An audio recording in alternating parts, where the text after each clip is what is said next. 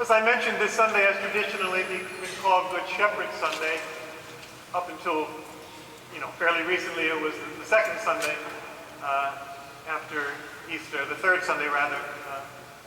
Now it's a week later, but it's still considered a time especially to pray for vocation. I guess because it's talking about Jesus' vocation. He's the Good Shepherd.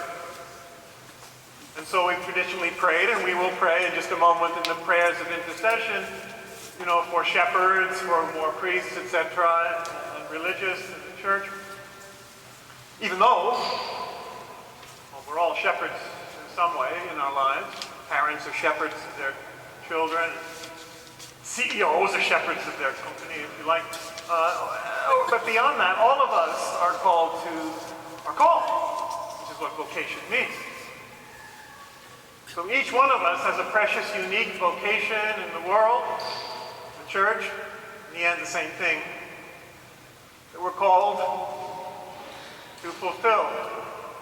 And so it's a good time for all of us to reflect on and to pray that we may indeed follow our vocation. So how do we find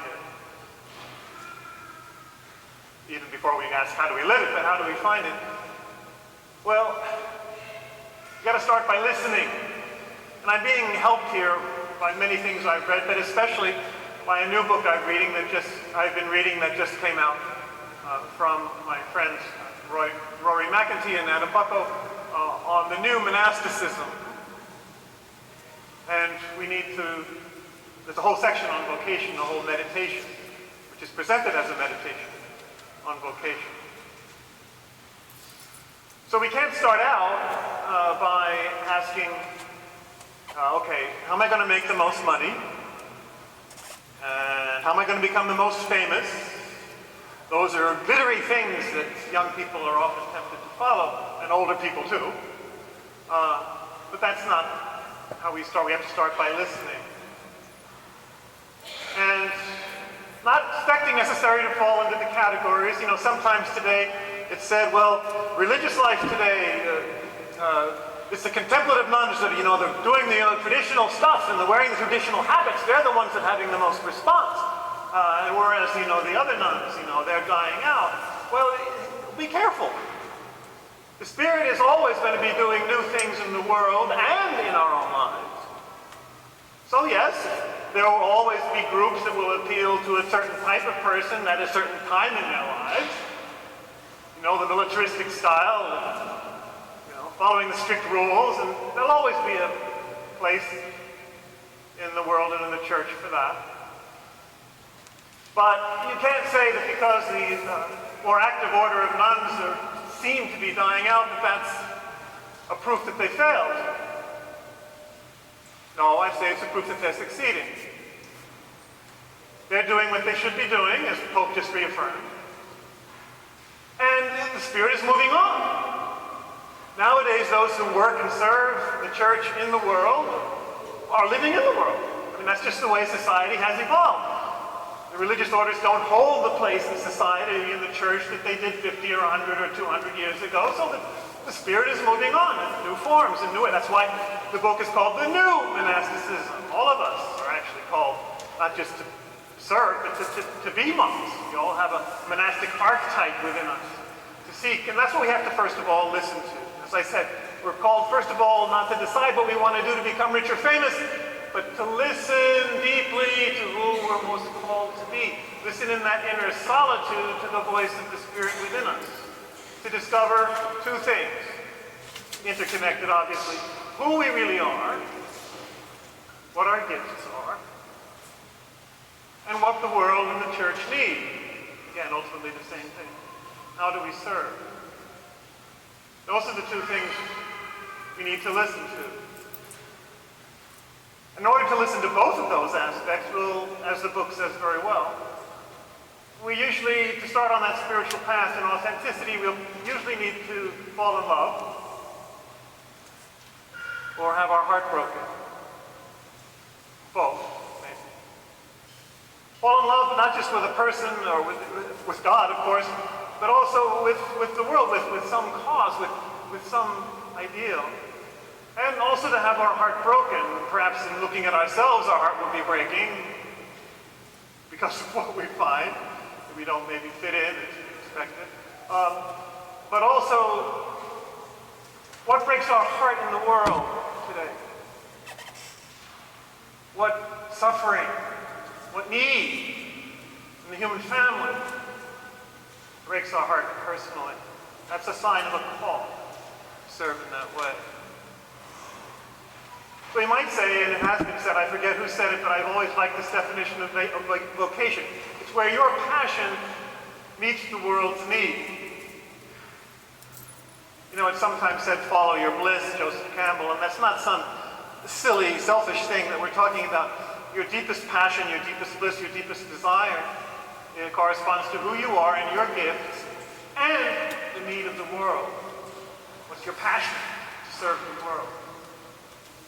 If you can go and listen deeply enough to yourself and to the world, the deepest voices within you and within the world, in other words, what the Spirit is saying to the churches, as the book of Revelation says, then you'll discover your vocation. And, by the way, not once and for all, that evolves as you evolve, as the world evolves, as the Spirit speaks unpredictably to your heart and the world. So it won't just be once for all. You've got to keep this deep monastic listening within you to discover your calling today.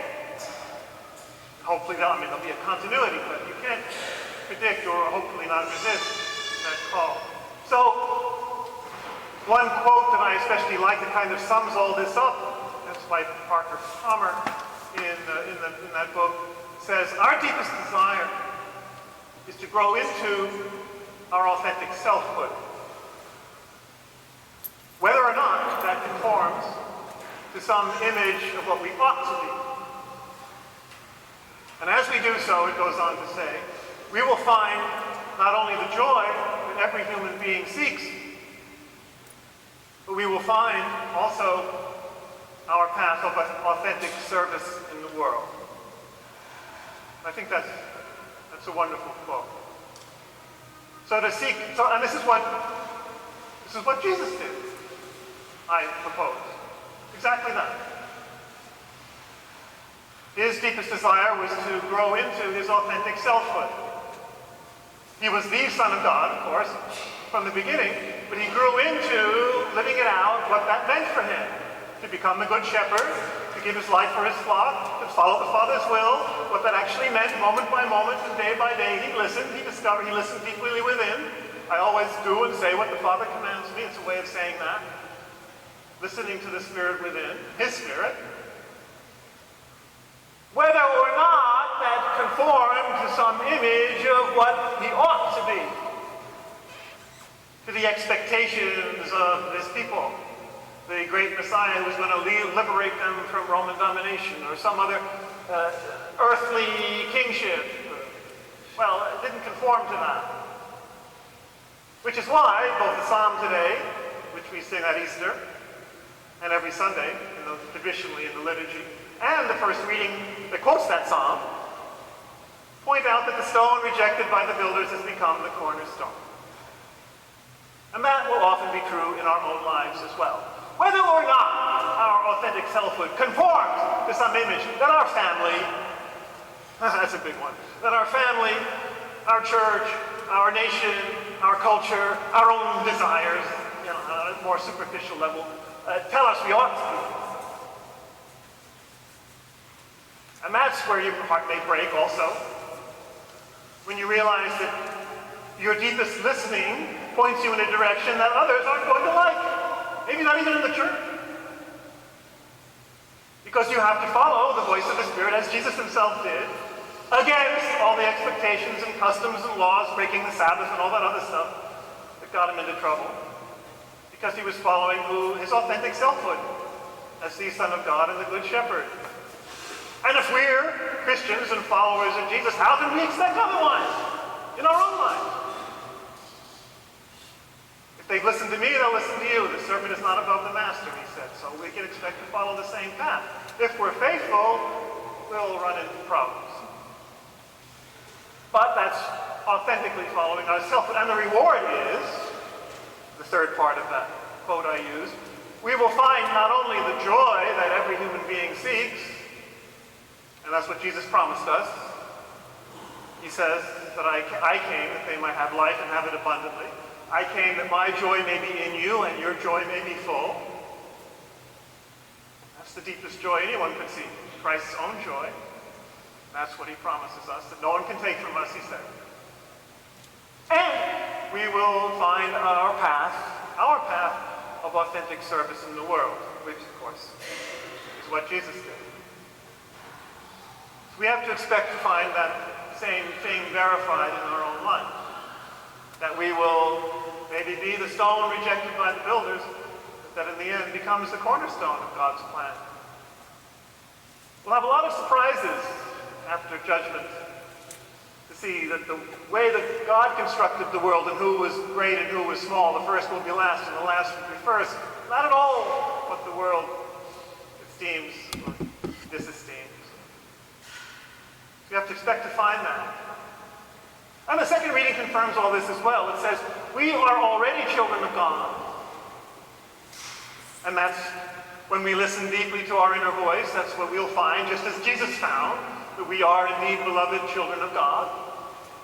And our path, our authentic selfhood is that. And then we'll see how that lives out according to the path and the call of the Spirit within us. And then it goes on to say in that second reading, well, the world didn't know him, it doesn't know us, so the stone rejected by the builders, you can expect that. Because the world isn't great on authenticity. And then we are already, and what we will be, it says, has not yet appeared. Well, exactly. We don't know where this is leading us. We are already children of God, but we will go on, as it says, to be like him. Yeah, exactly. We'll be like Christ. Stone rejected by the builders, following the Father's will, finding our path of authentic service, redeeming the world in our own way, as St. Paul says, filling up, as he says to the Colossians, filling up in our own bodies what is lacking in the sufferings of Christ as the world evolves. Christ lives and dies in us as well. That's our authentic path of selfhood and of service, to contribute, as he did, to be a good shepherd in some way for all, so who knows in the world. Somebody's, that's what our calling is. So we got to listen, have our heart broken, we expect to be rejected by the builders, follow our authentic selfhood, our true joy, which will ultimately be revealed to us, and our path of authentic service. All of us are called on that path, because all of us are children of God, sons and daughters of God. So listen to those voices. And if it scares you, it should. If it delights you and exhilarates you, it should. And it's worth it.